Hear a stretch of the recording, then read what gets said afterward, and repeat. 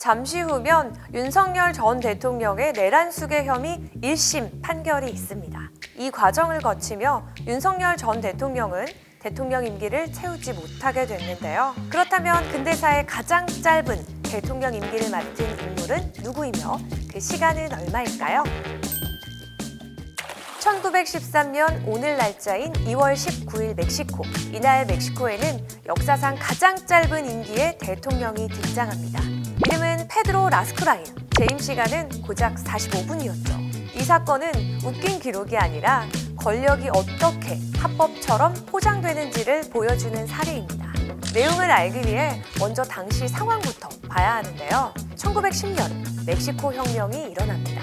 장기 독재가 무너지고 프란시스코 마데로가 대통령이 되죠. 문제는 혁명은 성공했지만 국가는 안정되지 않았다는 점입니다. 군무는 불만을 품고 있었고 기득권 세력은 권력을 되찾고 싶어 했고 또 수도는 사실상 내전 상태였죠. 정권은 존재했지만 힘은 분산돼 있던 상태였습니다. 상황만 놓고 보면 전두환 정권 직전 같았죠. 역시나 이 혼란 속에서 군 내부의 실세가 등장합니다. 육군 최고 지휘관 빅토리아노 우에르타. 형식적으로는 마데로 대통령의 부하였지만 실제로는 군을 장악한 인물이었습니다. 정권은 민간에 있었고 무력은 군에 있었죠. 그리고 이 구조는 오래 버티지 못합니다. 1913년 2월 우에르타는 움직입니다. 마데로 대통령 체포와 함께 부통령도 구금하죠. 이 시점만 보면 명백한 군사 쿠데타입니다. 그런데 여기서 우에르타는 바로 대통령이 되지 않았죠. 이유는 간단합니다. 이렇게 권력을 잡으면 국제사회가 인정하지 않고 경제가 바로 무너진다는 걸 알고 있었기 때문이죠. 그래서 우에르타에게 필요했던 건 총이 아니라 헌법이었습니다. 당시 멕시코 헌법에는 이런 규정이 있었는데요.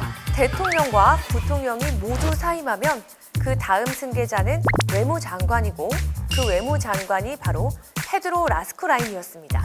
비슷한 예로 우리나라에도 윤석열 전 대통령 탄핵 관련해서 정부조직법 직제 순서에 따라 한덕수 전 국무총리, 최상목 전 재정경제부 장관이 맡았었죠. 멕시코 또한 헌법에 따른 직제 순서가 대통령, 부통령, 외무장관, 내무장관 순으로 이어졌습니다. 그런데 라스쿠라인은 권력자가 아니었죠. 하지만 헌법상 열쇠를 쥔 사람임이 맞았습니다. 그래서 1913년 2월 19일에 마데로 대통령 사임과 부통령 사임이 이뤄지고 헌법이 발동되며 외부장관인 라스쿠라인이 대통령에 취임합니다. 여기까지는 완벽하게 합법이죠. 그리고 라스쿠라인이 대통령으로서 내린 결정은 단 하나. 우에르타를 내무장관으로 임명합니다. 그 다음 즉시 사임하죠. 헌법상 다음 순서가 내무장관이었기 때문에 결국 대통령은 우에르타가 됩니다. 이 모든 과정에 걸린 시간은 단 45분, 서류상으로는 쿠데타가 아니게 된 겁니다. 대통령은 있었고 헌법은 지켜졌고 국가는 끊기지 않았습니다. 하지만 실질적인 권력은 처음부터 끝까지 우에르타에게 있었죠. 이날 멕시코에서 전쟁이 새로 난 건 아닙니다. 공장이 무너진 것도 아니죠. 하지만 이 과정을 냉정하게 보고 심판을 내린 존재가 있습니다. 그건 다름 아닌 경제. 세계 금융시장은 바로 반응하기 시작합니다. 외국 자본 이탈, 국채 신뢰도 하락, 투자 중단. 세계 시장은 이렇게 판단했죠. 이 나라는 제도가 아니라 힘으로 움직인다. 라스쿠라인의 최단 임기 45분은 정치 해프닝이 아닙니다. 이 사건 이후 멕시코는 정치 리스크가 큰 나라로 분류됩니다. 그 결과 돈을 빌리는 비용이 올라가고 투자는 줄어들고 성장은 둔화되죠. 대통령이 누구였느냐보다 권력이 어떻게 이동했느냐가 경제를 흔든 순간이었습니다. 경제가 먼저 보는 건 언제나 다음이죠.